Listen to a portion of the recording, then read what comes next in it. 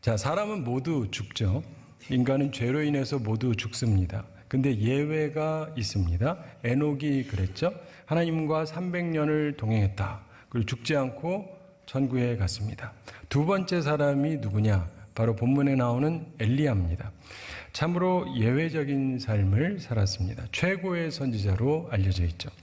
자, 예수님께서 이 땅에 계실 때 변화산에서 두 사람을 만납니다. 모세랑 엘리야를 만났습니다. 모세는 율법을 대표, 상징하고, 그리고 엘리야는 선지자를 대표합니다. 엘리야가 이렇게 특별한 사람이었습니다. 우리는 흔히 정말 최고의 지도자가 우리 시대에 나타나기를 바랍니다. 그런데 최고의 지도자들이 있던 시대를 또 생각을 해보면 생각보다 행복했던 것 같지는 않아요. 율법을 대표하는 모세의 경우 백성들과 출애굽을 하기는 했는데 엄청난 기적과 은혜를 체험하기는 했죠. 근데 약속의 땅 가나안에 들어가지를 못합니다. 광야에서 고생하다가 다 죽죠. 참 이상하지 않습니까? 그리고 최고의 선지자 엘리야 시대에는 풍년이 든 게 아니라 흉년이 들어요. 3년 동안 비가 내리지 않습니다. 저주받은 시절이 되었던 것이죠. 참 희한한 일입니다. 최고의 지도자, 최고의 선지자가 막상 있던 그 시대에 그들과 함께했던 백성들이 정말 최고의 축복을 받은 건 아닌 것 같잖아요. 자, 물론 여기에 이유가 있습니다. 그것은 그 백성들의 문제였습니다. 말씀에 순종하지를 않았어요. 불평불만으로 살았습니다. 그래서 얻지 못한 거예요. 딴 마음 품고. 자, 사랑하는 성도 여러분, 항상 기억하시기 바랍니다. 하나님께서 최고의 지도자, 최고의 선지자를 보내셔도 말씀을 듣고 순종하지 않으면 복이 임하지를 않습니다.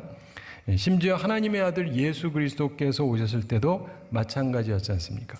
따라서 우리는 모두 온전한 주님의 제자가 되어야 합니다. 자기를 부인하고 자기 십자가를 지고 주님을 따르는 순종의 사람들이 되어야 합니다. 그래야 생명과 영생과 복을 누리게 되는 것입니다.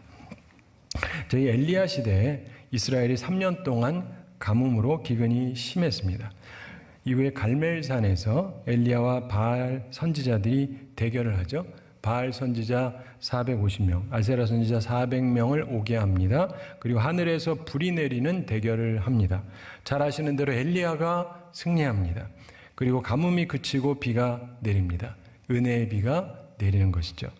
그런데 아방의 아내 이세벨이 화가 나가지고 엘리야를 또 죽이려고 합니다. 그래서 엘리야가 피하죠. 엘리야가 천사의 인도함을 받아서 이후에 호렙산에 이릅니다. 그리고 거기서 하나님의 음성, 하나님의 말씀을 듣습니다. 그리고 그곳을 떠나서 엘리사를 만나게 돼요. 열왕기상 19장 19절부터 21절에 그 내용이 나옵니다. 당시 사밧의 아들 엘리사가 12겨릿소를 앞세우고 밭을 갈고 있었습니다. 한번 상상을 해보세요. 겨리라고 하는 것은 한 쌍, 즉 두 마리를 말합니다. 그러니까 12쌍, 다시 말해서 소만 24마리. 이걸 잡고 이 밭을 갈고 있었다는 것입니다. 이게 엄청난 거죠. 그 얘기는 뭐냐면 엘리사는 부잣집 아들이다. 이렇게 추정할 수가 있습니다. 근데 그가 부름을 받았습니다. 얼마를 스승과 함께 지냈는지 정확하게는 알 수 없습니다. 근데 이제 엘리야가 떠나려고 합니다. 하늘로 올라가는 준비를 하죠. 그것이 본문이 나오는 열왕기하 2장의 시작입니다. 엘리야를 따르던 엘리사는 충성된 사람이었습니다. 엘리야가 엘리사와 작별하려고 했습니다. 3번이나 그랬습니다. 근데 엘리사가 계속 따라옵니다. 엘리야가 왜 3번이나 작별하려고 했을까요? 실제로 그가 남은 지상의 삶을 홀로 지내고 싶었을 수도 있고, 혹은 엘리사의 충성과 사랑을 테스트하려고 했을 수도 있을 것입니다.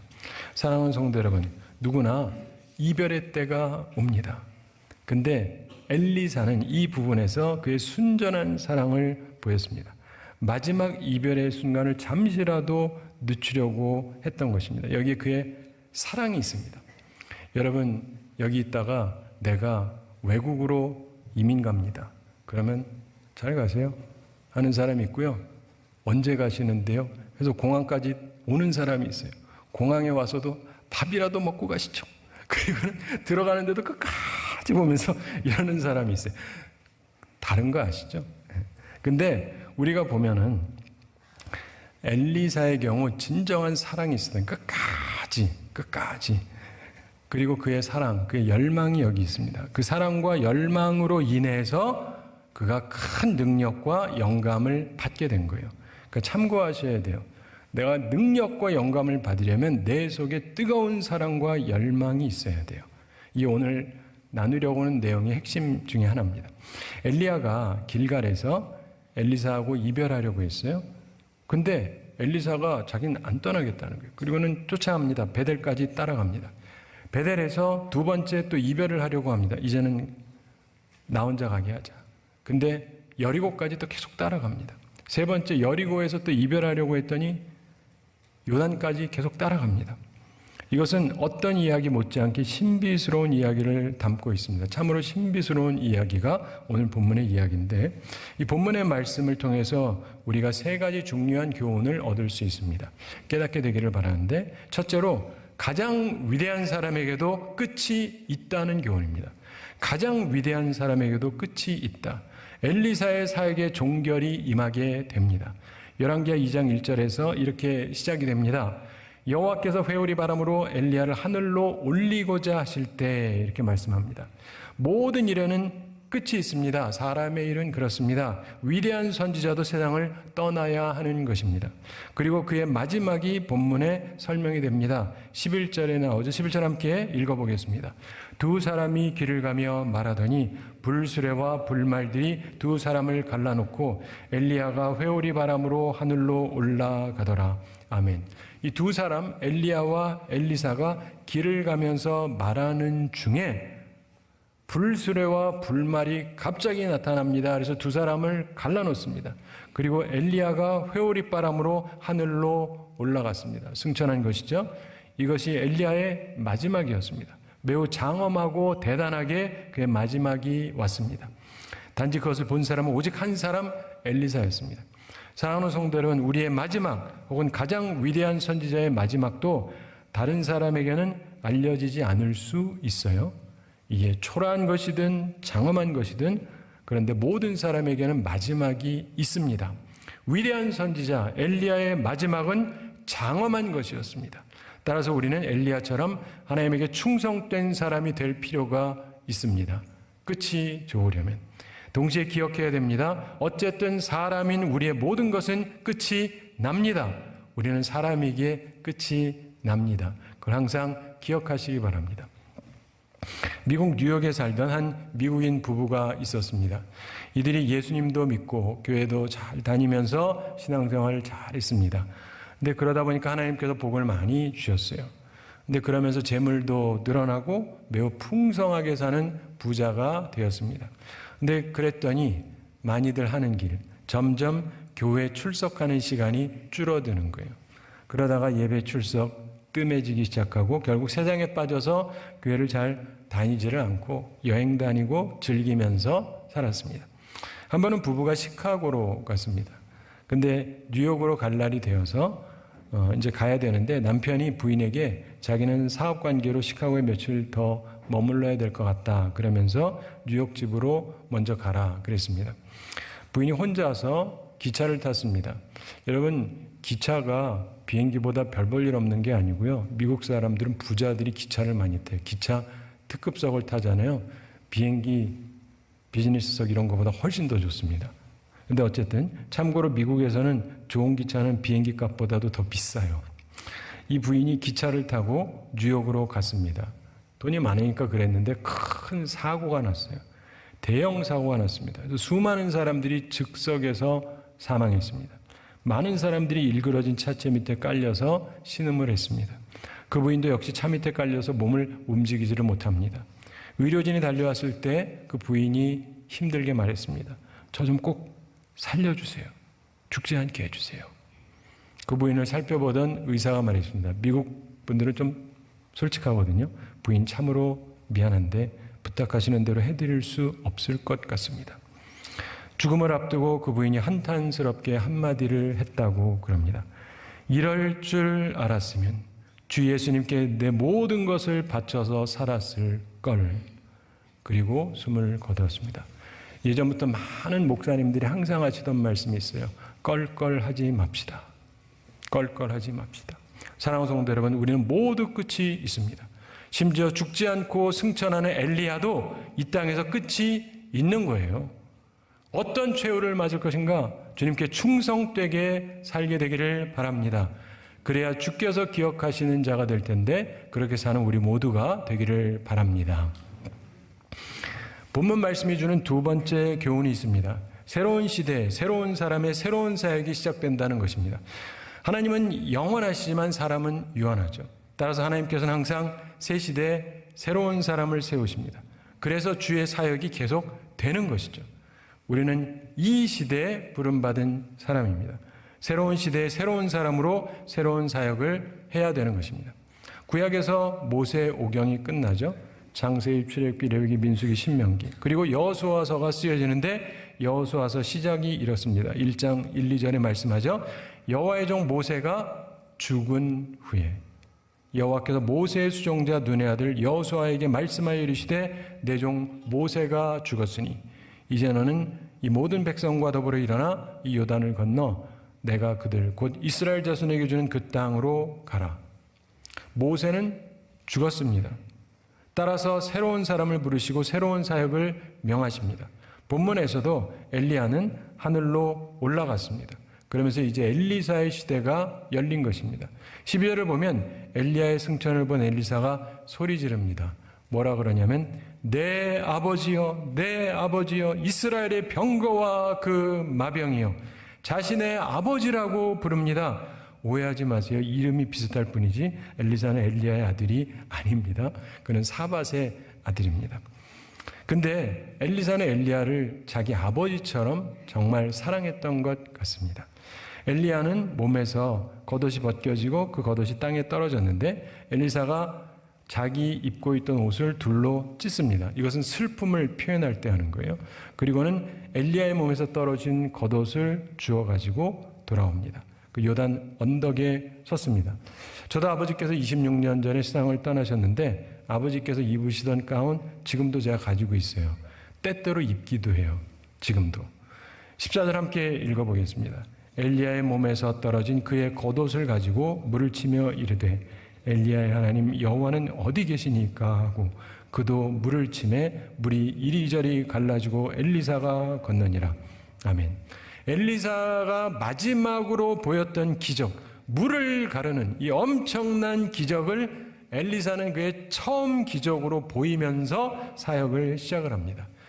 요단강 물을 겉옷으로 치니까 물이 이리저리 갈라지고 자신은 물을 건너는 기적을 행한 것입니다. 사랑하는 성도 여러분, 우리 시대에 우리에게 주는 사명이 있습니다. 힘써 일해야 됩니다. 제가 듣기로 우리 교회가 이 교회 건축하게 될 때 장로님 2명이었던 걸로 알아요. 지금 시무장로님만 8명입니다. 그러면 4배의 일을 뭔가 해야 되지 않겠어요? 근데 그건 좀 힘들다 그러면 절반만 해도 그래도 2배 정도는 해야 되지 않을까요? 네.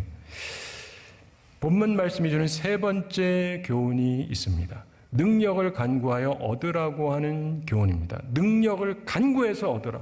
전할 수 없는데요. 그러니까 그럼 능력을 달라 그래서 능력을 입어야 될 거 아니겠습니까? 기도해야 될 거 아니겠어요? 그렇죠? 9절 함께 읽어보겠습니다. 건남에 엘리야가 엘리사에게 이르되 나를 내게서 데려감을 당하기 전에 내가 내게 어떻게 할지를 구하라. 엘리사가 이르되 당신의 성령이 하시는 역사가 갑절이나 내게 있게 하소서 하는지라. 아멘. 10절도 함께 읽어보겠습니다. 이르되 내가 어려운 일을 구하는도다. 그러나 나를 내게서 데려가시는 것을 내가 보면 그 일이 내게 이루어지려니와 그렇지 아니하면 이루어지지 아니하리라 하고. 아멘. 사랑하는 성도 여러분, 엘리사는 선지자로서의 능력이 잘 승계되어서 큰 역할을 하게 됩니다. 이 말을 개역 성경에서는 당신의 영감이 갑절이나 내게 있기를 구하나이다 이렇게 번역했고, 새 번역에서는 스승님이 가지고 계신 능력을 제가 갑절로 받기를 바랍니다 이렇게 번역했습니다. 예전 개역에서 당신의 영감, 지금 개역 성경에서 개역 개정 성경에서 당신의 성령이 하시는 역사 이렇게 번역한 것은 루아흐라고 하는 단어입니다. 호흡, 바람, 영. 당신의 영. 여기에서 갑절이라는 말은 쉐타임이라는 단어인데 말 그대로 둘, 갑절 이런 뜻입니다. 우리가 알던 최고의 선지자 엘리야가 소유했던 영감, 성령의 역사에 갑절을 달라 그랬습니다. 이렇게 요청하고 또 그런 일이 벌어지면서 사실상 제대로 승계가 되어진 것입니다. 참고로 오래된 전승들은 이 말씀을 문자적으로 봅니다. 말 그대로 2배다. 이렇게 생각을 하고 최근에는 학자들이 불편해서 자꾸 딴 해석들을 하는데 그 중에 가장 많이 쓰는 것 중에 하나가 옛날부터 장자한테는 2 몫을 줬거든요. 그래서 장자의 몫을 달라. 다시 말해서 계승자로서의 이 권리를 달라. 이렇게 한 것이다. 뭐 해석하는 사람도 있는데 뭐라고 받아들이시든 간에 한 가지 분명한 것은 앞시대의 사람을 계승하고 할 수 있다면 뛰어넘어야 됩니다. 아버지는요, 아들이 자신을 뛰어넘는 걸 좋아합니다. 저희 아버지는 제가 아버지보다 잘하기를 너무나 바라셨어요. 저는 어떨까요? 제 아들이 저보다 잘하기를 원합니다. 이건 아버지들은 다 똑같아요. 그렇죠? 아닌 분들 계신가? 근데 이 부분을 잘 생각해 보셔야 돼요. 성경에는 왕 이외에 기름 부음 받는 2 직분이 있죠. 세 직분이 기름을 부음 받는데 제사장과 선지자가 있잖아요. 이 2 흐름이 성경에 분명하게 있습니다. 제사장은 세습이에요. 선지자는 아니고. 그래서 그런지 제사장은 끊어지지 않아요. 근데 선지자는 계속 끊겨요. 그 새로운 사람이 생깁니다. 여러분 유명한 선지자를 생각해 보세요. 그를 이은 선지자 떠오르는 사람 있으세요? 거의 안 떠오르실 거예요. 거의 유일하게 엘리야, 엘리사가 있습니다. 왜 흐름이 끊어질까? 제가 곰곰이 생각해 봤습니다. 왜일까? 아들이 아니어서 그런가? 그럴 수도 있겠죠. 제대로 승계된 엘리야, 엘리사의 경우를 우리가 잘 살펴봐야 됩니다. 부자지간 못지않게 서로 아껴요. 그래서 계승이 되는 거예요. 오늘날 한국교회에 필요한 게 바로 이것입니다. 이걸 깨달으면 얼마나 좋을까요? 성경에 나오는 제사장과 선지자의 모습이 오늘날 목사의 모습에 투영이 됩니다. 그래서 어떤 사람은 아들 승계가 성서적이다 이렇게 봅니다. 어떤 사람은 아들 아닌 사람이 되어야 된다 이렇게 주장합니다. 그럼 무엇이 성경적입니까? 성경은 명백해요. 2 가지 경우가 다 있어요. 사실 그래서 사람들이 다투는 거예요. 다툼의 여지, 이유가 있는 거죠. 자, 목사는 제사장인가? 뭐 그런 면도 있고 아니기도 하고. 그러면 목사는 선지자인가? 그런 면도 있고 아니기도 하고. 따라서 소위 다툼의 여지, 논쟁의 여지가 있는 것입니다. 오늘은 그 이야기를 하려는 것은 아니고요. 단지 엘리야와 엘리사의 경우를 통해서 마지막으로 중요한 교훈을 얻게 되기를 바랍니다. 굉장히 중요한 부분이에요. 열왕기하 2장에서 엘리야의 승천이라고 하는 특별한 사건이 기록되어 있습니다. 엘리야의 뒤를 잇는 후계자 엘리사는 엘리야와 항상 동행했습니다. 길갈에서 엘리야가 홀로 베델로 떠나려고 했습니다. 그런데 엘리사가 따라가요. 이렇게 한 번도 아니고 3번이나 엘리사는 끝까지 따라갑니다.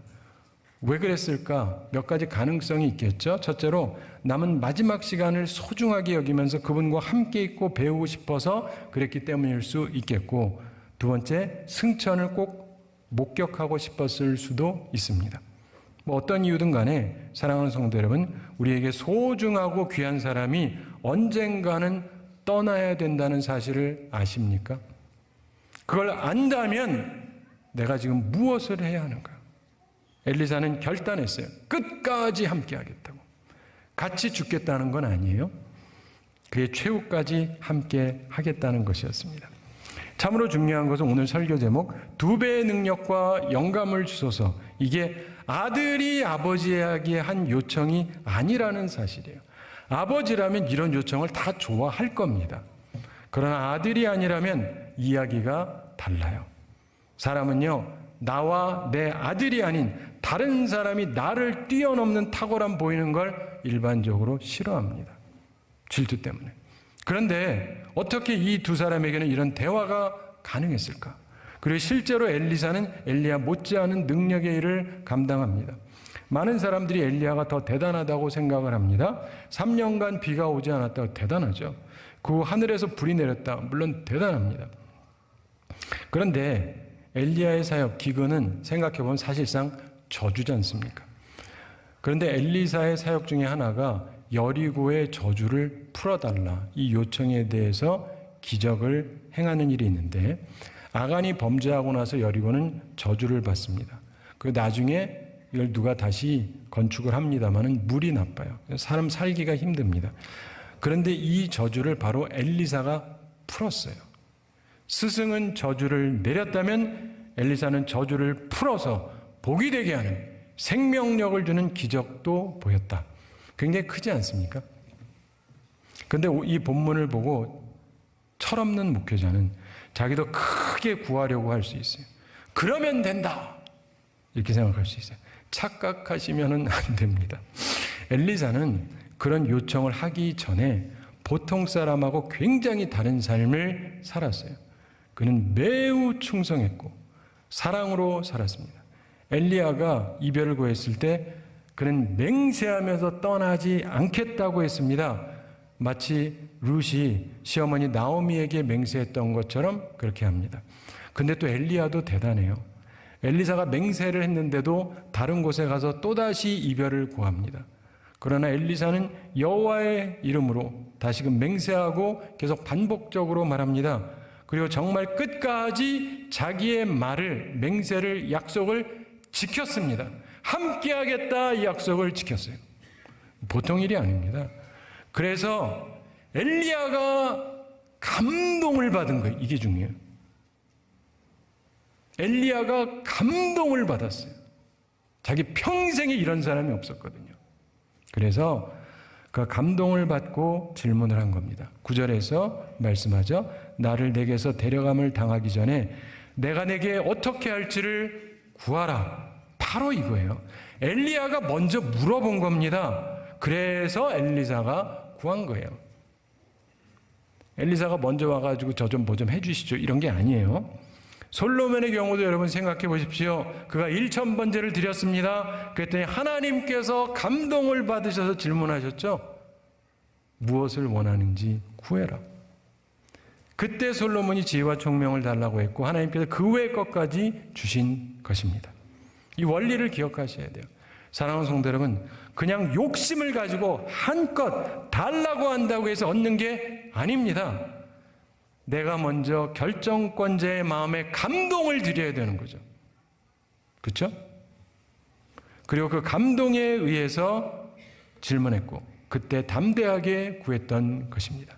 그리고 그의 사역을 이어갈 진정한 승계자로서의 능력을 하나님께로부터 받게 된 것입니다. 사랑하는 성도 여러분, 오늘 말씀을 맺습니다. 정리하는데 본문 말씀은 3가지를 교훈합니다. 기억하시기 바랍니다. 첫째, 가장 위대한 사람에게도 끝이 있다. 둘째, 새로운 시대, 새로운 사람의 새로운 역사가 시작된다. 이걸 기억하셔야 됩니다. 셋째, 능력을 간구하여 얻어야 됩니다. 그래서 하나님의 위대한 사역을 이어가야 됩니다. 예수님께서도 제자들에게 말씀하셨잖아요. 여기를 떠나지 말고 성령을 기다리라. 약속한 성령이 임하시면 너희가 권능을 받을 것이다. 그래서 능력 있는 증인이 될 거라고 말씀하셨습니다. 죄를 위해서 우리가 능력을 간구하고 얻어야 됩니다. 꼭 그렇게 하는 우리 모두가 되기를 바랍니다. 제가 한 가지 이야기 말씀드리면서 오늘 말씀을 마치겠습니다. 알프스 동부에 조용한 숲속이 있었습니다. 근데 그곳에 있는 어떤 시의회 의원이 샘물지기를 고용을 했습니다. 굉장히 성실한 사람이었는데 청소를 하게 했습니다. 그래서 아주 관리를 잘했습니다. 그런데 참 좋은 데니까 점차 사람들에게 알려지면서 거길 찾아오는 사람들이 많게 되고 휴가를 하러 오는 사람들도 점점 많아지게 됐습니다. 그리고는 세월이 흘렀습니다. 굉장히 유명한 명소로 알려졌는데 시의회 모임에서 예산 점검을 하게 되는데 그러다가 잘 모르는 샘물지기에게 돈이 지급되고 있다는 것을 이 사람들이 봅니다. 자기들은 누군지 잘 모르는데 그래가지고 시의원들이요 만장일치로 해고했습니다. 쓸데없이 돈 쓰지 말자. 그리고 나서 어떻게 됐느냐? 아무 변화가 없어요. 괜찮아요. 처음엔. 근데 천천히 변화가 생기기 시작합니다. 뭐 낙엽이 떨어지고 그래도 치우는 사람도 없고 그 호수가 누르스름해지고 시간이 지나면서 악취가 나기 시작을 합니다. 그러니까 점점 안 좋아지니까 사람들의 발길이 다 끊어져요. 아무도 안 찾아오는 곳이 되었습니다. 사랑하는 성도 여러분, 그때서야 이들이 깨달은 거죠. 누군가 해야 되는구나. 사역은요, 계속 되어져야 되는 것입니다. 우리 시대에 우리가 2배의 능력과 영감을 받아야 됩니다. 그러기 위해서 그런 뜻을 가지고 기도하고 주의 능력을 받아야 됩니다. 그래서 주님의 역사를 계속 잘 이루며 살아가는 우리 모두가 되기를 우리 주님의 이름으로 축원합니다.